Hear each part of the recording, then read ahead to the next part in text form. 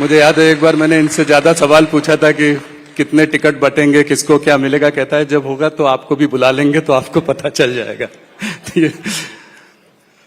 Amit ji, Delhi high court के एक जज के घर में आग लग गई, आउट हाउस में आग लग गई, तो उसमें भारी मात्रा में कैश करेंसी बरामद हुई। तो मेरा सवाल यह है कि इस तरह का एक चित्र देश के सामने आया है, तो क्या आप संतुष्ट हैं कि इसके पीछे क्या कार्यवाही चल रही है, क्या होना चाहिए, कैसे लोगों को विश्वास दिलाया जाए कि देखिए, परंपराओं से जो परंपरा अब तक बनी है वो ये है कि जुडिशरी की जांच में इनिशिएटिव, अगर हाई कोर्ट जज के लिए कोई मसला खड़ा होता है तो सुप्रीम कोर्ट के सर्वोच्च न्यायाधीश ने लेना होता है। उन्होंने एक कमेटी बनाई है। हमें ये न्यायिक प्रक्रिया पर, सुप्रीम कोर्ट की प्रक्रिया पर भरोसा रखना चाहिए। इसकी रिपोर्ट आएगी तो काफी सारी चीजें स्पष्ट हो जाएगी। मगर मैं इतना कहना चाहता हूं, उन्होंने कमेटी बनाने के निर्णय करने में कोई तक देरी नहीं की है और मैं आशा करता हूं कि जल्दी, क्योंकि पूरी जनता भी इसको बड़ा गंभीरता से देख रही है, तो जल्दी ही ये कमेटी की रिपोर्ट और उसके बाद ऐसा भविष्य में न हो, इसके लिए क्या कदम उठाए जाए वो सुप्रीम कोर्ट की ओर से सार्वजनिक होगा। हम भी राह देख रहे हैं, आप भी राह देखो। एक जुड़ा हुआ सवाल जुडिशरी पर, हायर जुडिशरी के जो अपॉइंटमेंट प्रोसेस का एक सवाल काफी मुद्दा चल रहा है। एनजेएसी की भी बात हो रही थी, सुप्रीम कोर्ट ने उसको अनकॉन्स्टिट्यूशनल बताया। इस पर आपका व्यक्तिगत क्या मत है? देखिए, मेरा व्यक्तिगत कोई मत नहीं हो सकता क्योंकि मैं एक पार्टी से बंधा हुआ व्यक्ति हूं। मेरा कोई व्यक्तिगत मत नहीं होता है। मेरा मत व्यक्तिगत मैं पार्टी में रख सकता हूं। पार्टी एक निर्णय पर पहुंचती है, फिर पार्टी का मत मेरा मत होता है। इसी तरह से सरकार में भी मेरा कोई व्यक्तिगत मत नहीं होता है। व्यक्तिगत मत जब प्रधानमंत्री जी चर्चा करते हो तब मुझे रखना होता है या तो कैबिनेट में रखना होता है। इसके बाहर तो कैबिनेट का जो डिसीजन होता है वही हमारा डिसीजन होता है।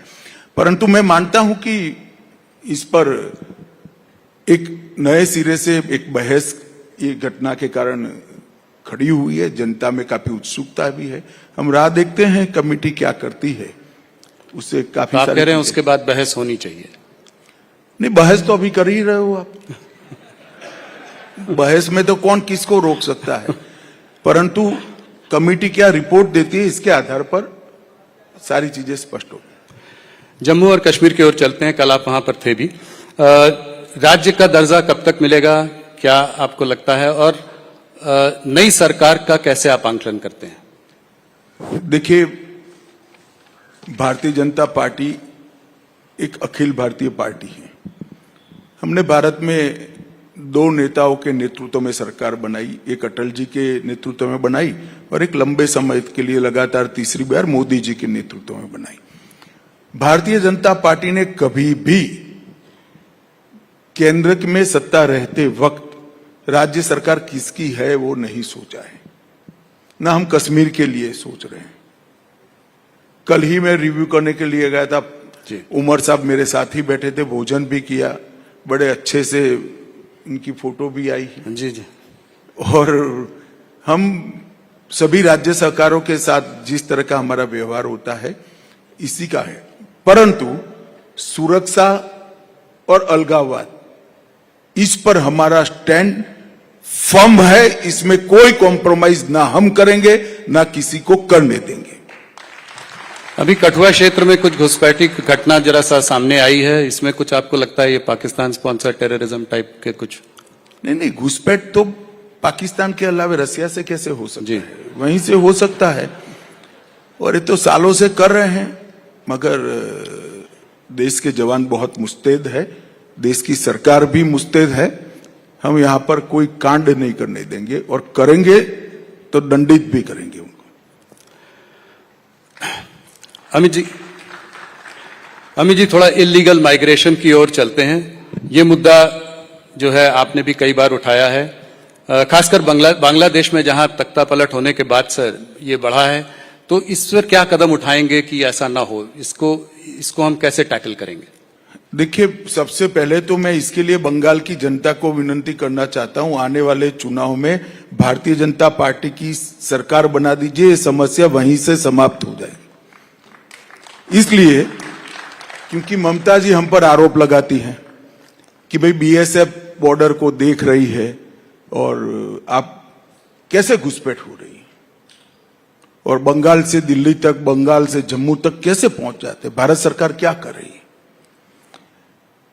पूरे देश को मालूम है कि बॉर्डर पर फेंसिंग करने के बाद भी लगभग 250 किलोमीटर बॉर्डर ऐसी है जहां फेंसिंग हो ही नहीं सकती। नाले हैं, बड़ी बड़ी नदियां हैं जी, विकट भौगोलिक परिस्थिति है और 400 किलोमीटर बॉर्डर ऐसी है जहां पर बंगाल सरकार हमें बॉर्डर करने, फेंसिंग करने के लिए भूमि नहीं दे रही है। अब जिस बॉर्डर में 600 किलोमीटर खुला रह जाए वहां घुसपैठ का रोकना बहुत दिक्कत होता है। मूसलाधार बारिश में, ठंड में, गर्मी में नदियों के नाले खुले हैं, वहीं से आते हैं, न जाने घने जंगलों से। परंतु मैं एक छोटा सा सवाल देश की जनता के सामने, सवाल और स्पष्टता दोनों रखता हूं। वो आग तो गए देश में, चाहे रोहिंग्या हो चाहे बांग्लादेशी हो, उनका वोटर कार्ड कहां बन रहा है जिसको लेकर वो पूरे देश भर में उत्तराखंड तक और कश्मीर तक ट्रैवल करते हैं। वो सारा वोटर कार्ड बंगाल के 24 परगना जिले से ही बनता है। हजारों पकड़े गए बांग्लादेशियों के पास से जो दस्तावेज मिलता है, जिला भी नहीं बदलते, इतना बेखौफ हो गए। सभी के फर्जी वोटर कार्ड, फर्जी आधार कार्ड, वो 24 परगना जिले के। और अब मैं ममता जी को पूछना चाहता हूं, किसकी जिम्मेदारी है? कोई विदेश से आता है, घुस गया, चलिए, इसकी जिम्मेदारी जनता तय करेगी। मगर घुस कर गांव में आया, क्या पटवारी को मालूम नहीं पड़ेगा कि गांव में 25 लोग नए आ गए हैं? क्या पुलिस वाले को मालूम नहीं पड़ेगा? कौन इनका आधार कार्ड बना रहा है, कौन उसका वोटर कार्ड? और वो कहती है आधार कार्ड भारत सरकार की एजेंसी अंततोगत्वा कलेक्टर होता है जो आपके अधीन है। इलेक्शन कमीशन की भी एजेंसी तो कलेक्टर ही होता है जो आपके अधीन है। परंतु ये सब इंडिया अलायंस की पार्टियों को उसमें अपना वोट बैंक दिखाई पड़ता है। तो इसका समाधान अब आसाम से क्यों बंद हो गया? जी, देखो भाई, समाधान तो हम जरूर ढूंढेंगे, मगर मैं तो इस मंच का उपयोग कर बंगाल की जनता को कहता हूं, इसका एक सरल समाधान है। इस बार कमल फूल की सरकार बना दीजिए, अपने आप समाधान आ जाएगा। क्या लगता है अगले चुनाव में भारतीय जनता पार्टी की सरकार बनेगी? पिछली बार भी बहुत वो था, पर